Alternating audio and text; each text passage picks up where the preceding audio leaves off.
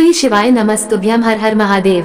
दोस्तों, आप सभी लोग जानते हैं कि 2 जून 2025 यानी सोमवार को पड़ रही है ज्येष्ठ महीने की सप्तमी तिथि। और दोस्तों, यह वो तिथि है जो ज्येष्ठ महीने में पड़ने वाली सबसे बड़ी तिथि है, क्योंकि यह सोमवार के दिन पड़ रही है और इसका बहुत ही बड़ा और विशेष महत्व होता है। पूज्य गुरुजी ने कहा है, अगर कभी भी मौका लग जाए और ज्येष्ठ महीने की सप्तमी तिथि सोमवार को पड़ जाए तो आप लोगों को 11 चावल के दाने का उपाय तो अवश्य ही करना चाहिए। इन दोनों का संयोग बहुत ही कम आता है। और दोस्तों, पूज्य गुरुजी ने अपनी शिव महापुराण की कथा में बताया है, इस दिन आपको 11 चावल दाने वाला उपाय तो अवश्य ही करना चाहिए, क्योंकि ऐसा दिन पूरे साल में सिर्फ एक ही बार आता है। और दोस्तों, आप सभी लोग जानते हो कि सोमवार का अगर सबसे बड़ा कोई उपाय है तो वो 11 चावल के दाने वाला उपाय है। तो दोस्तों, इस सोमवार के दिन आप लोगों को इस 11 चावल दाने वाले उपाय को जरूर करना है। बहुत सारे लोग होंगे जिन लोगों ने इस उपाय को ना किया हो, मतलब पूरा साल निकल गया और उन्होंने किसी भी दिन इस 11 चावल दाने वाले उपाय को ना किया हो। पर दोस्तों, आपके पास एक आखिरी मौका बचा हुआ है, जो कि 2 जून के दिन है। तो इस दिन आप लोगों को इस वाले उपाय को जरूर कर लेना है। भले ही आपने पूरे साल भर इस उपाय को ना किया हो, पर अगर आपने इस ज्येष्ठ महीने के सोमवार के दिन अगर इस वाले उपाय को कर लिया तो आपको इस उपाय को करने का वो फल मिलेगा जिसकी आपने कभी कल्पना भी नहीं करी होगी। इसलिए आप लोग इस वाले उपाय को एक बार जरूर कर लेना, ताकि आप लोगों के हाथ से यह मौका ना जा सके और आपको इस उपाय को करने का फल मिल सके। दोस्तों, ये उपाय पंडित जी ने अपनी अभी की ही शिव महापुराण की कथा में बताया है, जिस उपाय को आज हम आपको बहुत अच्छे से समझाने वाले हैं। इस वीडियो को देखने के बाद इस उपाय को समझने के लिए आपको कोई और वीडियो को देखने की जरूरत नहीं पड़ेगी। तो चलिए दोस्तों, उपाय को शुरू करते हैं। देखिए, यह इस ज्येष्ठ महीने के सोमवार के दिन यह इतना खास होता है, इतना महत्वपूर्ण होता है। देखा गया है, कभी कभी बड़े बड़े पूजा पाठ अनुष्ठान से जो मनोकामना पूर्ण नहीं होते, वह इस ज्येष्ठ महीने के सोमवार के दिन एक छोटे से उपाय करने से ही आपकी मनोकामना पूर्ण हो जाती है। और बहुत सारे लोगों ने इस उपाय को किया भी है और उनको इस उपाय को करने का फल भी जरूर मिला है। अगर आप लोग भी इस उपाय को सोमवार सप्तमी के दिन करना चाहते हैं तो आप इस उपाय को पहले अच्छे से समझ लेना, सुन लेना, उसके बाद करना। आपको इस उपाय का फल जरूर मिलेगा। और इस उपाय को कर लेने से आपके घर में चाहे किसी भी प्रकार की दुख और समस्या क्यों ना चल रही हो, आपको उसका कारण भी नहीं पता है कि भाई ये समस्या किस कारण से चल रही है। उसका कुछ भी कारण हो सकता है, जैसे पितृ दोष हो सकता है या किसी भी तरह का मंगल दोष भी हो सकता है। तो इस दिन आप लोगों को यह वाला उपाय कर लेना है। यह एक ऐसा उपाय है जिस उपाय को अगर किसी विशेष दिन पर किया जाए तो भाई उस विशेष दिन का जो है वह तो हमें मिलता ही मिलता है। पर हमने उस दिन पर इस उपाय को किया है तो हमें उससे भी बड़ा फल मिलता है, और फल बहुत जल्दी मिलता है, क्योंकि आप इस उपाय को बहुत ही बड़े और विशेष दिन पर कर रहे हो। तो चलिए अब उपाय के बारे में बात करते हैं, लेकिन उससे पहले आप लोगों को ये जानना आवश्यक है कि आखिर यह उपाय किस समय करना है, किसको करना है और कैसे करना है। तो चलिए हम आगे आपको वीडियो में एक एक करके बता देते हैं। लेकिन उससे पहले अगर आप लोग हमारे चैनल पर नए हैं तो हमारे चैनल को सब्सक्राइब कर लेना और इस वीडियो को लाइक करके कमेंट बॉक्स में श्री शिवाय नमस्तुभ्यम ओम नमः शिवाय जरूर टाइप कर देना। और अपने फायदे के लिए, गरीबी दूर करने के लिए इस वीडियो को पूरा देखकर जाना, तभी आपको लाभ की प्राप्ति होगी। यदि आज आपने वीडियो को बीच बीच में से देखा, काट काट कर देखा, तो आपको जीवन में कभी सफलता हासिल भी नहीं होगी। तो दोस्तों, इस 11 चावल के दाने वाले उपाय को हमें इस सोमवार के दिन कैसे करना है, किसको करना है, किस समय करना है और कहां पर करना है, ये सारे सवालों के जवाब आपको इस वीडियो में मिल जाएंगे। और जो यह वीडियो देखेगा भाई, उसको 11 चावल के दाने वाला उपाय जरूर करना चाहिए, क्योंकि इस दिन एक चावल के दाने का भी बहुत ही बड़ा और विशेष महत्व होता है। और जब बात आ जाए 11 चावल के दाने की, तो यह सोने पर सुहागा वाली बात हो जाती है, और यह एक बहुत ही बड़ा उपाय हो जाता है इस सोमवार सप्तमी तिथि का। तो अब दोस्तों, इस 11 चावल के दाने वाले उपाय को आखिर करना किसको है, सबसे पहले हम लोग वह बात जान लेते हैं। तो देखो, घर की जो बड़ी माताएं बहनें होती हैं, उन माताओं बहनों में से कोई भी एक बड़ी माता बहन इस वाले उपाय को कर सकती है। और दोस्तों, अगर आप चाह तो अपने घर में से सभी सदस्यों को भी इस उपाय को करवा सकते हैं। अगर किसी व्यक्ति की खुद की कोई मनोकामना है, खुद की कोई दुख और परेशानी है जो कि वो अपने लिए ही करना चाहता है इस वाले उपाय को, तो वो खुद अपने लिए भी कर सकता है। बाकी अगर कोई घर में से ऐसा है जो कि अपने पूरे घर परिवार की सुख और शांति के लिए ये वाला उपाय करना चाहता है तो भाई वह भी कर सकता है, उसमें भी कोई दिक्कत वाली बात नहीं है। कहने का मतलब यह है कि इस उपाय को हर एक सदस्य भी कर सकता है और पूरे घर परिवार के सदस्य के लिए घर की बड़ी माताओं बहनों में से कोई एक माता बहन भी कर सकती है। माताएं बहनें अगर घर में उपस्थित ना हो या वह ये वाला उपाय ना कर पा रही हो तो फिर घर का कोई बड़ा सदस्य भी इस 11 चावल के दाने वाले उपाय को कर सकता है, चाहे फिर वह पुरुष ही क्यों ना हो, उसमें कोई भी दिक्कत वाली बात नहीं है। अब दोस्तों, इस 11 चावल के दाने वाले उपाय को हमें करना कहाँ पर है? हमें इसे शिव जी के मंदिर में जाकर करना है। बहुत सारे लोग प्रश्न करते हैं, हर एक उपाय को करते समय क्या हम इस उपाय को घर पर कर सकते हैं? तो इस वाले उपाय को आप घर पर नहीं कर सकते हो। इस वाले उपाय को करने के लिए आपको शिव जी के मंदिर ही जाना पड़ रहेगा। उसके बाद में दोस्तों जो अगला प्रश्न निकल कर आता है वो ये आता है इस उपाय को लेकर कि आखिर इस उपाय को हमें किस समय करना है, सुबह के समय करना है कि शाम के समय करना है? तो देखो, इस वाले उपाय को आप लोग सुबह के समय भी कर सकते हो और शाम के समय प्रदोष काल में भी कर सकते हो।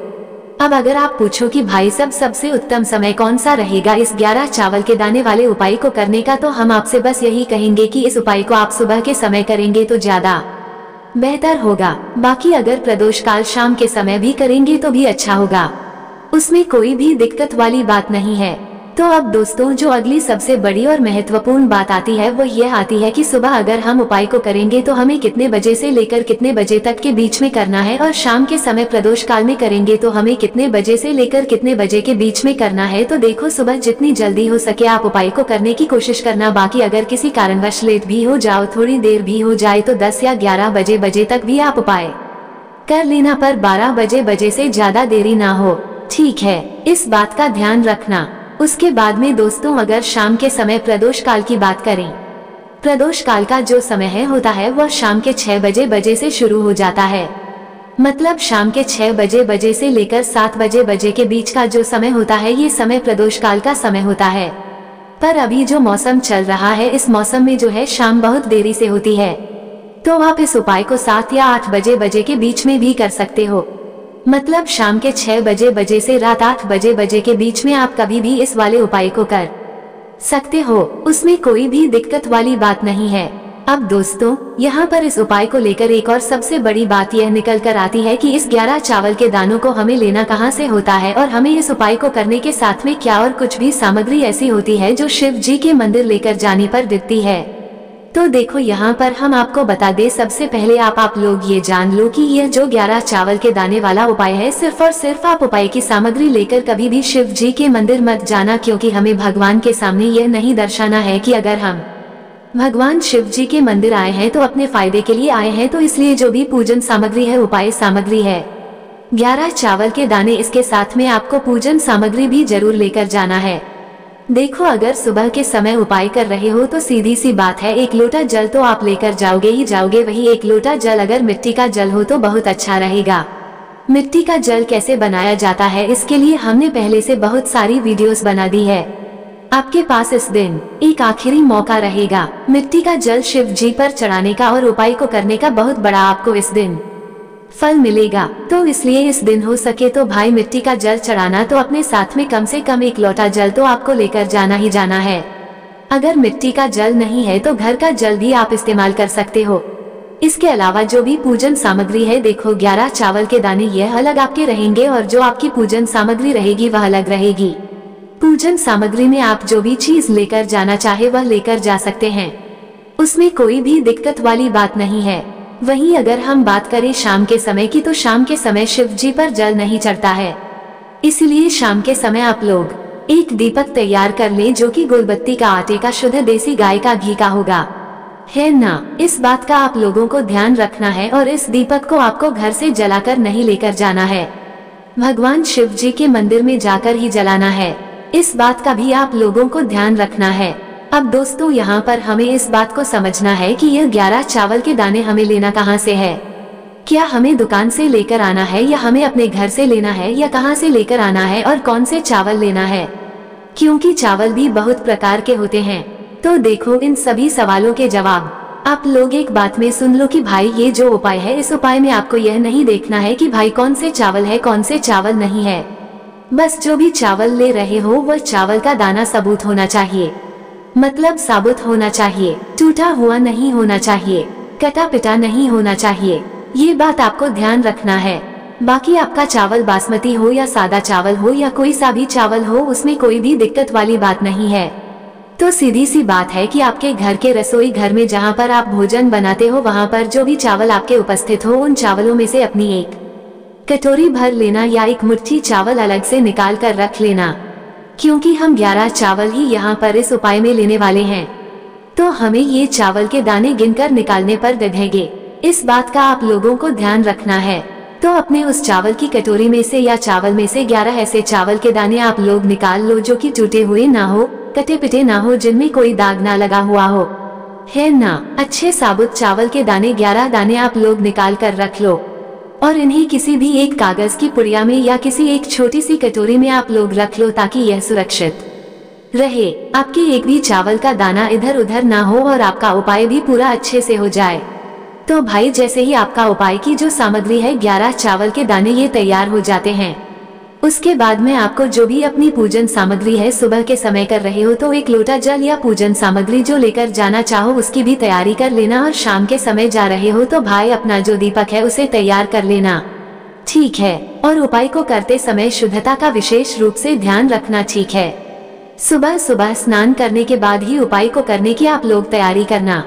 उसके बाद अगर शाम के समय की बात करें तो शाम के समय आपको स्नान करने की जरूरत नहीं है, पर शुद्धता का ध्यान रखना है। आपको स्नान तो नहीं करेंगे, आप हाथ मुंह धोकर भी इस वाले उपाय को शाम के समय प्रदोष काल में कर सकते हैं, इसमें कोई दिक्कत वाली बात नहीं है। तो आप अपने उपाय की पूरी सामग्री तैयार करके आपके पास ही में जो आपका शिव मंदिर हो वहां पर पहुंच जाइए। सबसे पहले शिव मंदिर में जाकर आप लोगों को उपाय नहीं करना है, पहले भगवान के दर्शन करना है, भगवान से आशीर्वाद प्राप्त करना है, फिर शिव जी के शिवलिंग के पास में आना है। शिवलिंग के पास में आने के बाद आप जो पूजन सामग्री लेकर आए हुए हैं, जैसे कि सुबह गए हुए होंगे तो एक लोटा जल और जो भी पूजन सामग्री लेकर आए हैं आप उनसे भगवान शिव जी की पूजन कीजिए। सबसे पहले तो एक लोटा जल ही चढ़ेगा, उसके बाद में आपकी पूजन सामग्री चढ़ेगी। उसके बाद में अगर दोस्तों शाम के समय अगर आप इस उपाय को कर रहे हो तो अपने साथ में कम से कम एक जो दीपक है गोल बाती का जो आप अपने साथ में लेकर गए हो, उस दीपक को मंदिर में जाकर अपनी माचिस से जलाना है और उस दीपक को शिवलिंग के पास में रखना है, ठीक है। इस दीपक को रखने के बाद ही आप लोगों को अपना यह वाला उपाय शुरू करना है और दीपक को ज्यादा पास में मत रखना। वैसे भी गर्मी पड़ रही है, भगवान शिव जी को आंच नहीं लगनी चाहिए, है ना। तो भाई जैसे ही आपकी पूजा अर्चना हो जाती है आप भगवान शिव जी को प्रसन्न कर लेते हैं। उसके बाद में शिवलिंग के पास ही में आप कहीं पर बैठ जाइए, सामने या आसपास जिस जगह पर आपको बैठना हो वहां पर बैठ जाए और अपने वो 11 चावल के दाने अपने सामने निकाल कर रख लीजिए, क्योंकि अब यहाँ पर उपाय को यहाँ पर करने की आपको तैयारी करना है। और इस तरीके से जब आप उपाय करेंगे, पूजन सामग्री करने के बाद, पूजन अर्चना करने के बाद, तो आपको उपाय का फल बहुत जल्दी और बहुत बढ़ा होकर मिलेगा। तो अपने 11 चावल के दाने अपने सामने निकाल कर रख लेना और यह जो उपाय है यह आपकी सीधे हाथ की हथेली से होगा, इसलिए इस बात का भी विशेष रूप से ध्यान रखना है। तो सीधे हाथ की हथेली का प्रयोग करके ही आप लोग अपना इस वाले उपाय को करना।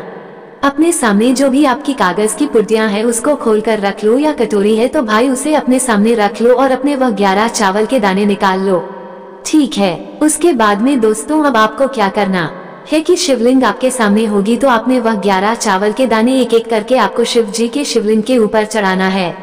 कहाँ पर चढ़ाना है? शिवलिंग के ऊपर चढ़ाना है और कहीं पर भी नहीं चढ़ाना है।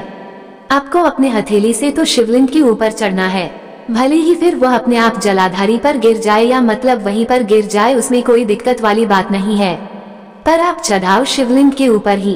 तो आपको क्या करना है, अपना पहला चावल का दाना उठाना है, श्री शिवाय नमस्तुभ्यम बोलना है और शिवलिंग पर चढ़ा देना है। इसी तरीके से दूसरा चावल का दाना उठा है, शिवलिंग पर चढ़ाना है और मंत्र बोल देना है, और फिर तीसरा चावल का दाना उठाना है, श्री शिवाय नमस्तुभ्यम बोलना है और चढ़ा देना है। इसी प्रकार से आपको पूरे 11 चावल के दाने एक एक करके शिव जी के शिवलिंग के ऊपर चढ़ाना है और भगवान से प्रार्थना करते जाना है। मतलब प्रार्थना तो आपको आखिरी में करना है, पर हर एक चावल के दाने को चढ़ाते समय श्री शिवाय नमस्तुभ्यम जरूर बोलना है। उसके बाद ही में ये चावल का दाना शिवलिंग के ऊपर आपको चढ़ाना है। जैसे ही आपके 11 चावल के दाने शिवलिंग के ऊपर चारच जाते हैं तो भाई उसके बाद में आपको क्या करना है, भगवान से अपनी मनोकामना बोलना है। मनोकामना भी कब बोलना है, जब आपका 11 चावल का दाना आपके सीधे हाथ की हथेली में हो और आप उसे चढ़ाने के लिए जा रहे हो। श्री शिवाय नमस्तुभ्यम बोलकर उस आखिरी चावल के दाने को शिवलिंग के ऊपर चढ़ा देना और भगवान से फिर अपनी वह मनोकामना बोल देना जिस मनोकामना के लिए आप लोग अपना यह वाला उपाय कर रहे हो। जिस भी दुख और परेशानी के लिए आप लोग अपना यह वाला उपाय कर रहे हो, उसके बाद में जैसे ही आप अपनी मनोकामना बोल देते हो आपका ये वाला उपाय पूरा हो जाता है। पर दोस्तों, उपाय को करने के बाद आप लोगों को 2 मिनट भगवान शिव जी के मंत्र का जाप जरूर करना है और मंत्र का जाप करने के बाद भगवान से एक और बार प्रार्थना करना है अपनी मनोकामना के लिए या अपनी जो भी दुख और परेशानी है उसके लिए। इसके बाद में आप लोग भगवान को देखकर भगवान से प्रार्थना करके उनसे आशीर्वाद लेकर वहां से उठ सकते हैं और अपने घर पर जा सकते हैं। बस दोस्तों, यहाँ पर यह वाला उपाय पूरा हो जाता है।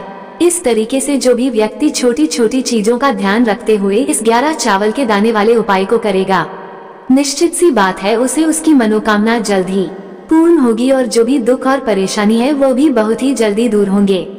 और दोस्तों, अगर आपको हमारी यह वीडियो पसंद आई हो तो हमारे इस वीडियो को लाइक और चैनल को सब्सक्राइब जरूर करें।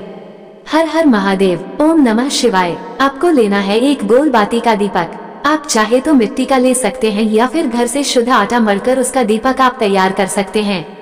इसके बाद आपको लेना है शुद्ध गाय का घी। अगर वो नहीं है तो कोई भी देसी घी इस्तेमाल कर सकते हैं जिससे आपको दीपक प्रज्वलित करना है। देखो, अब ये सब सामग्री लेकर आपको जाना है प्रदोष काल में आपके घर पर तुलसी जी के घेरे के पास में। देखो, यह उपाय तो आपको अवश्य करना है। देखो, वहां पहुंचकर सबसे पहले वह दीपक आपको प्रज्वलित कर देना है और ओम नमो भगवते वासुदेवाय नमः का 11 बार जाप करना है। उसके बाद आपको अपने सीधे हाथ में थोड़ी हल्दी लेकर उस दीपक में अपना नाम और गोत्र बोलते हुए डाल देना है। उसके बाद माता लक्ष्मी से आपको प्रार्थना करना है कि हे महालक्ष्मी, हमारी सभी दुख तकलीफों को दूर करो। हे महादेव, हमारे सब दुख कष्टों को खत्म करो। इस भावना से आपको यह उपाय करना है।